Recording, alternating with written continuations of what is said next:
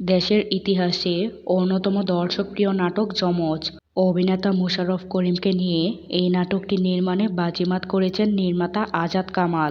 এবার তিনি প্রথমবারের মতো পরিচালনা করতে যাচ্ছেন চলচ্চিত্র, যেখানে কেন্দ্রীয় চরিত্রে অভিনয় করবেন জনপ্রিয় দুই তারকা অভিনেতা শরীফুল রাজ ও অভিনেত্রী তমা মির্জা।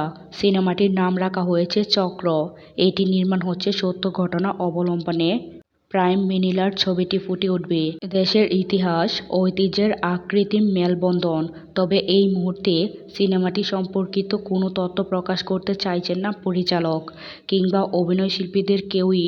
রাজ ও তমাকে নিয়ে যে পরিচালক আজাদ কালাম চক্র সিনেমাটি নির্মাণ করেছেন, এই বিষয়ে দেশের একটি গণমাধ্যমকে নিশ্চিত করেছেন সংশ্লিষ্ট এক সূত্র। জানা যায়, এরই মধ্যে চক্রের প্রি প্রোডাকশনের কাজও শুরু হয়ে গেছে। ছবিটিতে চুক্তিবদ্ধ হয়েছেন অভিনয়শিল্পীরাও। নিয়ম মাফিক চলছে প্রস্তুতিও। সব ঠিক থাকলে শীঘ্রই শুটিং ফ্লোরে যাবে রাজ তমা অভিনীত চক্র।